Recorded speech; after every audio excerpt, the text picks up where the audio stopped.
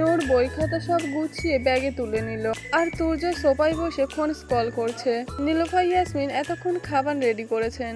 বেশ কয়েকদিন পর নূর এসেছে। নীলুফা ইয়াসমিনের খুশি আর ধরে না। নূরের পছন্দের সব খাবার তৈরি করেছে। আর সবচেয়ে বড় কথা হচ্ছে তুর্য নূরের সম্পর্ক স্বাভাবিক হয়েছে। নীলুফা ইয়াসমিন তো এটাই চেয়েছিল, কিন্তু এত তাড়াতাড়ি যে তুর্য নূরকে মেনে নেবে এটা নীলুফা কল্পনাও করতে পারিনি। ভাবনার মাঝেই তুর্য ঘর থেকে বেরিয়ে এলো। তুর্যকে ঘর থেকে বের হতে দেখে নীলুফা ইয়াসমিন তুর্যের কাছে এসে দাঁড়ালো। তারপর বলল, চল বাবা, খাবার খেয়ে তারপর যাবি। তারপর নূরের দিকে এগিয়ে গিয়ে বলল, কি নূর, তুই বোরকা খুলবি না? আজকে এখানে থাক, তুর্য একাই ওই বাসায় যাক। নীলুফার কথা শুনে নূর তুর্যের দিকে তাকালো, ইশারা দিয়ে বুঝিয়ে দিল যে বোরকা খুললে তার ঠোঁটের কাঁটাটা নীলুফা ইয়াসমিনের সামনে দৃশ্যমান হবে। তুর্য নূরের অস্বস্তি বুঝতে পেরে তাকে আশ্বস্ত করলো ইশারায়। তারপর নীলুফা ইয়াসমিনের সামনে দাঁড়িয়ে তুর্য বলল, আজ আমরা থাকতে পারবো না, আর মেন কথা হচ্ছে আর 15 দিন পর নূরের টেস্ট এক্সাম। এখানে থাকলে ও একদম পড়াশুনো করবে না। নীলুফা ইয়াসমিন নূরকে আরো কিছু বলতে চাইছিল, কিন্তু নূর তার থেকে দূরে দূরে থাকতে দেখে আর কিছু বলল না। কিন্তু তুর্যের কথা শুনে নীলুফা ইয়াসমিন মনে মনে ভীষণ খুশি হলেন। তার উদ্দেশ্য সফল হয়েছে, তুর্য নূরের খেয়াল রাখছে। এখন শুধু ওই রিয়া নামের মডার্ন মেয়েটাকে তুর্য ভুলতে পারলেই হয়, সেটাও হয়ে যাবে। ভাবনার মাঝেই তুর্য বলে উঠল, মা, আমরা তাহলে আসি। নীলুফা ইয়াসমিন বলল, তোরা একটু অপেক্ষা কর। এই বলে রান্নাঘরে গিয়ে সবগুলো খাবার বক্সে করে দিয়ে দিল। তুর্য প্রথম না করলেও মায়ের জোরাজোরিতে খাবারগুলো নিতে বাধ্য হলো। তারপর তারা গাড়িতে গিয়ে বসলো। রাত তখন প্রায় 9টার কাছাকাছি। গাড়িটা ছুটে চলছে পিচ ঢালা রাস্তায়। নূর জানালা দিয়ে বাইরের দিকে তাকিয়ে আছে আর তুর্য গাড়ি চালাচ্ছে। গাড়িতে বসে কেউ কারোর সাথে কথা বলল না। গাড়িটা এসে থামলো এক মস্ত বড় বইয়ের মার্কেটের সামনে। তুর্য গাড়ির ইঞ্জিন বন্ধ করে নূরের দিকে তাকালো।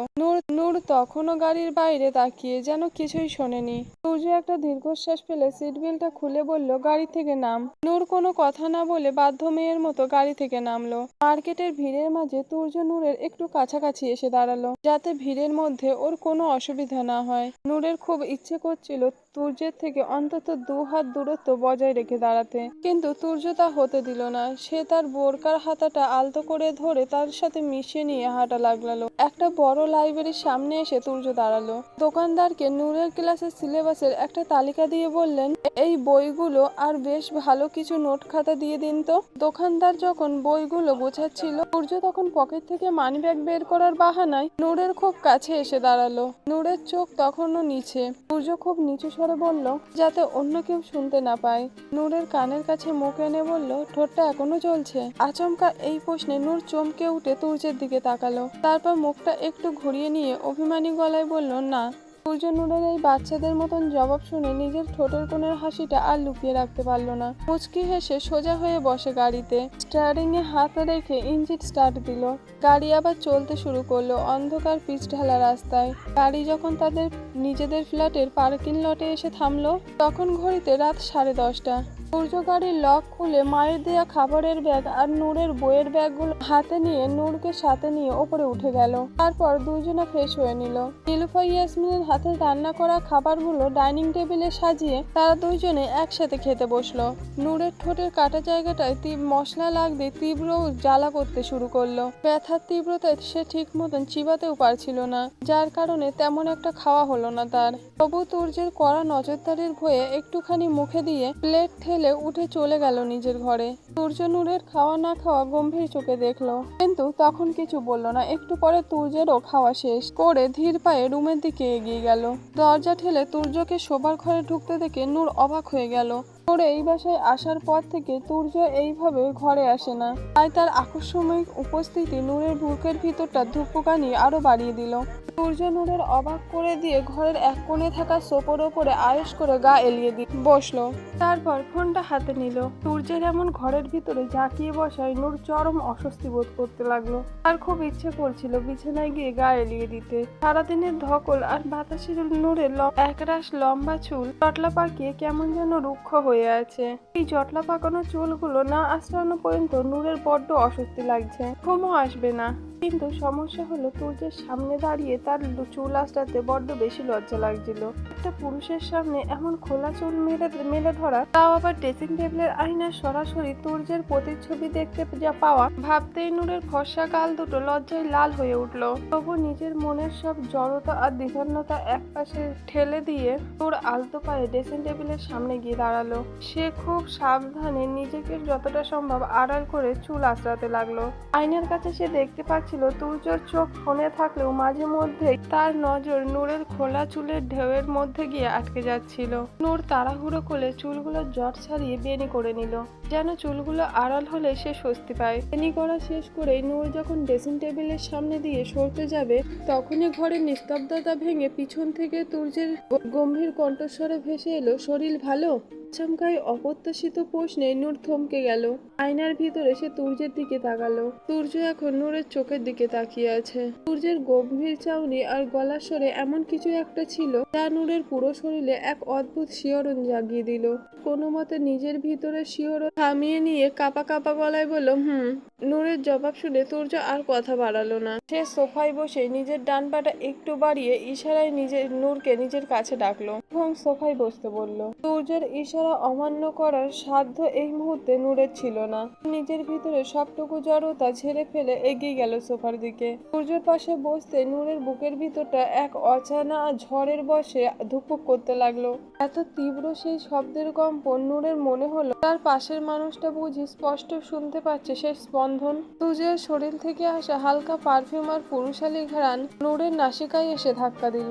সে দুই হাতের আঙুলগুলো নিজের অজান্তেই দুই হাতে শক্ত করে ধরলো। চোখ দুটো নিচু করে মেঝের কার্পেটের দিকে তাকিয়ে রইল।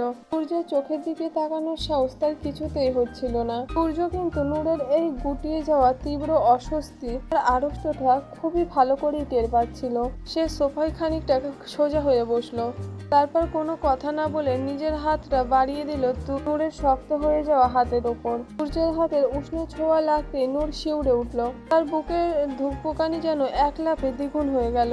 সূর্য নূরকে নিজের দিকে ঘুরিয়ে থুতনিটা আলতো করে উঁচিয়ে ধরলো, যাতে নূর সরাসরি তার চোখের দিকে তাকাতে বাধ্য হয়। নূরের কাজল কালো চোখ দুটো যখন তুর্যের সেই গভীর গভীর নেশাতুর চোখ দুটো গিয়ে ডুব দিল, তখন তুর্যের ঠোঁটের কোণে এক চিলতে মায়াবী হাসি ফুটে উঠল। সে নূরের মুখের আরো কিছুটা কাছে ঝুঁকে এলো, ফিসফিসানি করে বলল, আমি কাছে এলে এমন লজ্জাপতির মতো নুয়ে পড়িস কেন নূর? সূর্যের মুখে উষ্ণ বাতাস নূরের গালে এসে লাগতে মুহূর্তের মধ্যে এই আপেলের মতো লাল টকটকে হয়ে উঠল। বুকের ভিতরে ঠুকপুকানিটা এবার যেন থামার নামই নিচ্ছে না। সে তুর্যের চোখের তীব্র চাউনি সহ্য করতে না পেরে আবার চোখ দুটো নামিয়ে নিতে চাইলো, কিন্তু থুতনিতে রাখা আঙুলের বাঁধনগুলো তাকে আর পালাতে দিল না। নূরকে চুপ থাকতে দেখে তুর্য আবার বলে উঠল, কি হলো নূর, উত্তর দে। আমার কাছে এলে তুই এমন করিস কেন? কেন আমার কাছে এলে তোর অস্বস্তি বেড়ে যায়? তুর্যের করার প্রশ্নটা নূরের কান দিয়ে গিয়ে বুকের ভিতরে তীরের মতো বিঁধল। লজ্জায় লাল মুখটা নিমেষে কাশে হয়ে গেল। তুর্যের এই জ্বলন্ত প্রশ্নের কি উত্তর দেবে নূরের জানা নেই। একটা মেয়ের সহজাত লাজুকতা, প্রথম পুরুষের স্পর্শে সে তীব্র লাজুকতা আর হৃৎপিণ্ডের ধুকপুকানি যেভাবে একটা প্রশ্নের কাঠগড়ায় দাঁড় করানো যায়, তা এই সরল মেয়েটার জানা ছিল না। নূর কি সত্যিই তুর্যকে দেখে অস্বস্তিতে ভোগে না? তা তো নয়। এই অবুঝ মেয়েটা যে তারই অজান্তে এই গম্ভীর খামখেয়ালি মানুষটাকে নিজের সবটুকু দিয়ে ভালোবেসে গেছে।